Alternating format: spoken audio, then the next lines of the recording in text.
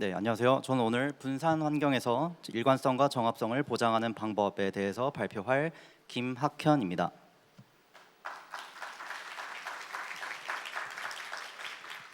네, 제목을 보시면 분산 트랜잭션 관리학 개론이라고 이름이 좀 거창하게 지어봤는데요. 제가 사실 이름을 이렇게 지은 이유로는 개론을 강조하고 싶어서였어요. 개론을 붙인 이유는 오늘 제가 할 발표에 여러분들이 잘 아시는 투페이스 커밋이나 사과 패턴처럼 익숙한 내용이 나오는 것이 아니라 이제 전혀 새로운 접근 방식에 대해서 소개해 드릴 예정이기 때문입니다. 따라서 미리 말씀드리자면 20분 동안 구현에 대한 세부 내용까지는 다루지 못하기 때문에 혹시 발표 후에 궁금한 점들이 생기시면은 이후에 있을 네트워킹 세션에서 더 많은 얘기 나눠봤으면 좋겠습니다. 네, 저는 현재 토스코어에서 오프라인 간편 결제 서비스를 개발하고 있습니다. 무한히 확장 가능하고 모든 장애로부터 견고한 그런 이상적인 결제 서비스를 만드는 것을 목표로 하고 있지만 아쉽게도 당연히 그런 목표까지는 아직 도달하지 못했고요. 대신 오늘은 그 목표를 향해 다가가는 과정에서 생각해낸 한 아이디어에 대해서 공유를 드리고자 합니다. 오늘 비록 예시는 결제를 들겠지만 오늘 다룰 문제 정의와 해결 방안은 특정 도메인에 국한되지 않고 일반적으로 사용이 가능한 그런 포괄적인 아이디어들로 구성되어 있습니다.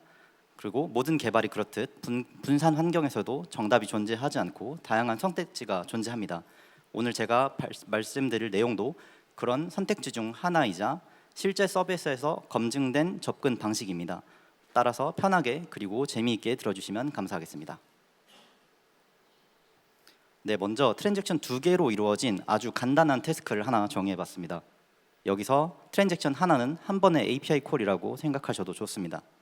여러분이라면 이 여백의 코드를 어떻게 채워 넣으실 것 같나요? 이 태스크 A라는 함수가 무엇을 반환할지 그리고 두 개의 트랜잭션을 어떻게 처리할지 각자 한번 생각해보는 시간을 갖겠습니다. 종이나 노트북이 있으시면 직접 수도 코드를 작성해 보셔도 좋고 라고 스크립트를 짰는데 오늘 많이 어둡기 때문에 그냥 머릿속으로만 한번 생각해 보셔도 좋을 것 같습니다. 네, 한 10초 정도 시간을 드려보겠습니다. 네, 어느 정도 정리가 되셨나요? 아마 당장 떠오르는 내용을 코드로 정리해보면 이런 식으로 짜볼 수 있을 것 같아요.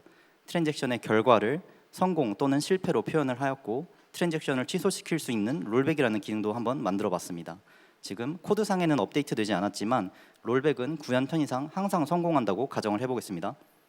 그럼 두 개의 트랜잭션이 모두 성공하거나 아니면 최소한 모두 실패하도록 다음과 같이 분기 처리를 해볼 수 있을 것 같아요. 물론 예쁜 코드는 아니지만 언뜻 보면 전혀 문제가 없을 것 같은데 혹시 여러분들은 이 코드의 문제점을 발견하셨을까요? 혹시 발견하셨다면 조용히 고개를 끄덕여 주세요. 네, 몇 분 계시네요.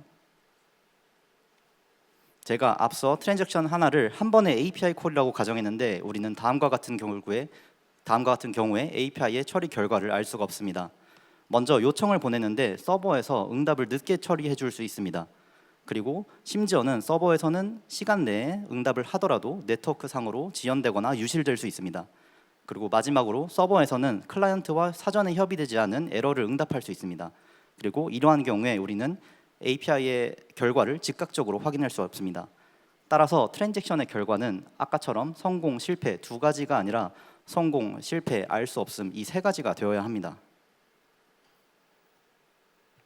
아까 만들었던 코드를 다시 수정해 보았습니다. 벌써 좀 어질어질하죠? 트랜잭션 2개만 처리하면 되는 아주 간단한 태스크라고 생각했는데 벌써 우리가 고려해야 하는 경우의 수가 아주 많아지는 것을 알 수 있습니다.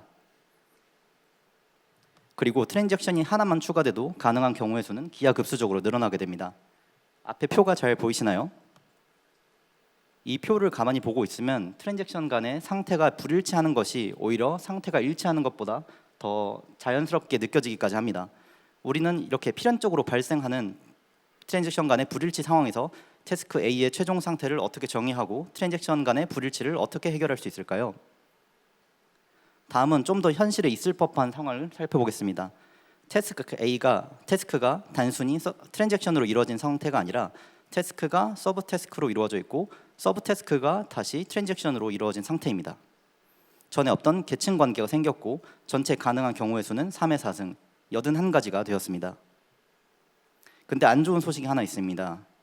사실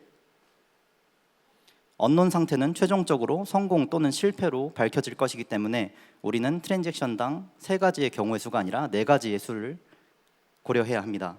처음 봤던 트랜잭션 2개로 이루어진 가장 간단한 태스크도 16가지의 경우의 수를 갖고 마지막에 봤던 트랜잭션 4개로 이루어진 태스크는 무려 256가지의 경우의 수를 갖게 됩니다. 이제 우리가 해결해야 하는 실제 케이스를 살펴보겠습니다. 이렇게 봐서는 도저히 어떤 상황인지 감이 잘 안 잡히죠? 결제를 예시로 들어보겠습니다. 우리는 토스 결제를 할 거고 토스 결제는 포인트, 할인, 머니의 복합 결제로 이루어져 있습니다. 그리고 각각의 결제 수단을 사용하기 위해서는 한 번 또는 2번의 API를 호출해야 되는 상태입니다. 저는 이 문제를 해결하기 위해서 3가지가 필요하다고 생각했습니다. 첫 번째는 복잡한 상황을 간단하게 표현할 수 있는 표현 모델입니다. 두 번째는 일관성을 보장하는 주체입니다. 세 번째는 일관성을 보장하는 시점입니다. 먼저 표현 모델을 만들기 전에 우리에게 주어진 요구사항을 한번 도식화해 봤는데요. 혹시 뭔가 간질간질한 기시감이 좀 드시나요? 네, 맞습니다. 우리에게 익숙한 트리 구조로 표현이 가능합니다. 현재 상황을 트리 구조로 표현했더니 계층 관계에 대한 표현이 가능해지고 복잡한 상황도 직관적으로 표현이 가능해졌습니다. 또한 결제 수단이 독립적으로 사용되거나 아니면 복합적으로 사용되더라도 표현이 가능합니다. 그리고 새로운 결제 수단이 추가되더라도 표현이 가능하고 심지어는 결제 수단에 필요한 절차가 추가가 되더라도 우리는 유연하게 표현이 가능해졌습니다. 그럼 이 트리 구조에 임의의 트랜잭션 불일치 상태를 한번 넣어보겠습니다. 리프 노드에는 항상 트랜잭션, 즉 API 콜의 결과가 들어가게 됩니다. 물론 만약 외부에 의존하지 않고 서버가 자체적으로 처리하는 결과가 있다면 리프 노드에 들어갈 수 있습니다. 하지만 오늘 발표에서는 모든 하위 트랜잭션을 외부 서버로 요청한다고 가정해 보겠습니다. 이런 식으로 각 노드의 상태는 직계 노드의 상태에 의해서 정의될 수 있습니다. 할인과 포인트는 직계 하위 노드가 한 개라면 하위 노드의 상태를 그대로 승계합니다. 반면 토스 머니처럼 직계 하위 노드의 상태가 일치하지 않는다면 알 수 없음 상태로 표현할 수 있습니다. 결제 승인도 마찬가지로 하위의 할인, 포인트, 머니의 상태가 일치하지 않으므로 알 수 없음 상태로 표현이 가능합니다. 그리고 이렇듯 한 노드의 상태는 오직 직계 하위 노드에 의해서만 결정됨을 알 수 있습니다. 그리고 저는 이 과정을 리졸브라고 이름을 붙여보았습니다. 전체 트리에서 각 노드의 상태는 리프에서부터 루트까지 하위에서 아래에서 위로 단계별로 리졸브가 되게 됩니다. 따라서 우리는 전체 트리의 크기에 상관없이 전체 트리의 복잡도에 관계없이 항상 2레벨 서브트리만 관심사로 두게 되었습니다. 이번엔 아까 알 수 없는 상태였던 토스 머니 사용이 성공으로 밝혀진 케이스에 대해 살펴보겠습니다. 토스 할인과 포인트는 이미 성공과 실패라는 명시적인 상태가 규정이 된 상태이므로 새로운 리졸브의 대상이 되지 않습니다. 다만 언론 상태였던 토스 머니는 하위 트랜잭션의 상태가 변경되었기 때문에 하위 트랜잭션의 상태에 의해서 다시 언론에서 성공으로 리졸브되게 됩니다. 반면 토스 머니의 상태가 성공으로 다시 리졸브 되었다 하더라도 결제 승인 노드의 입장에서는 하위 노드의 상태가 여전히 일치하지 않습니다. 토스 할인은 성공하였지만 토스 포인트는 실패하였고 토스 머니도 성공한 상태이기 때문에 결과적으로 결제 승인의 상태는 알 수 없음 상태로 표현이 가능합니다. 이처럼 리졸브는 현재 상태를 규명만 할 뿐 근본적인 불일치를 해결할 수 없다는 것을 우리는 알 수 있는데요. 이제 다음 스텝으로 넘어갈 차례입니다. 우리는 다음과 같은 불일치를 어떻게 해결할 수 있을까요? 첫 번째는 결제 승인을 성공으로 보정하는 방법이 있습니다. 할인과 머니는 성공했고 포인트는 실패했기 때문에 포인트를 재시도하여 포인트를 성공으로 다시 재시도할 수 있다면 우리는 최종적으로 결제 승인의 상태를 성공으로 리졸브할 수 있습니다. 두 번째는 예측하셨다시피 이번에는 반대로 실패로 결제 정합성을 맞추는 방법입니다. 이번에는 반대로 성공했던 토스 할인과 머니를 롤백하여 최종적으로 결제 승인의 상태를 실패로 리졸브할 수 있습니다. 이렇듯 보정을 위해서는 성공으로 보정할지 실패로 보정할지 방향을 결정하고 이를 실행시키는 주체가 필요합니다.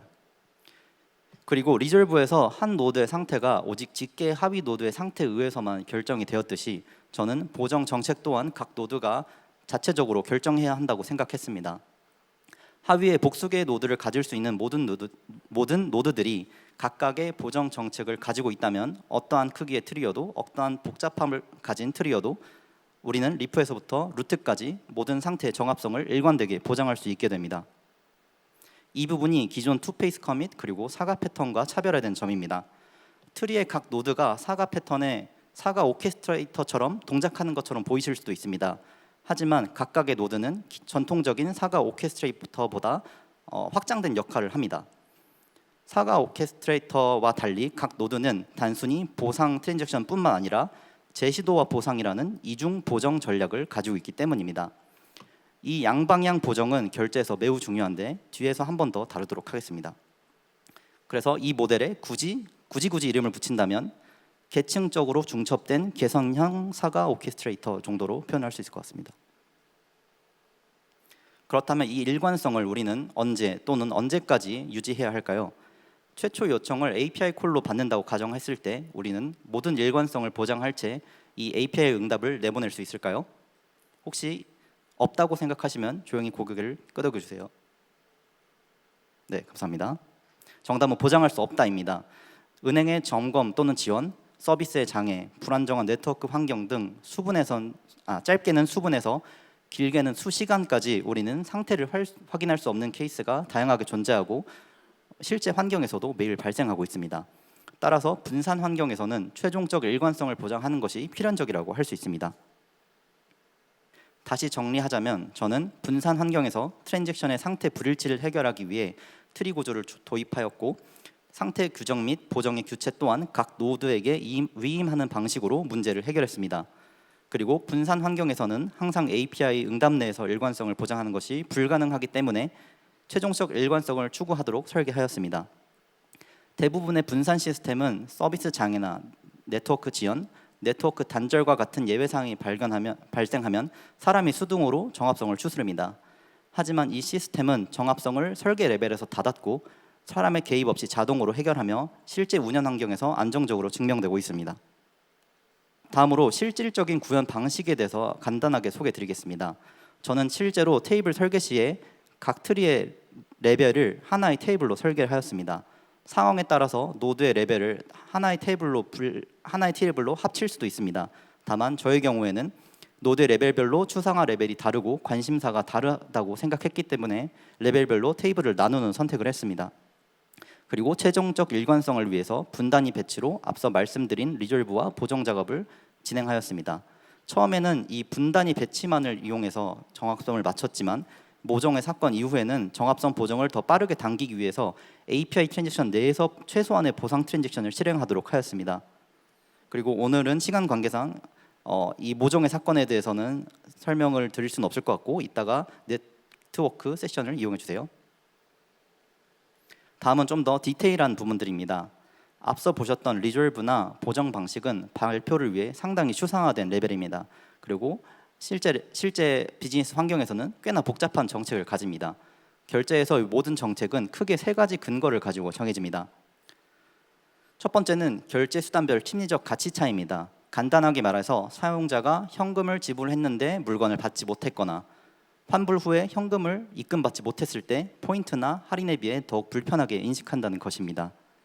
두 번째는 보상 트랜잭션의 난이도입니다.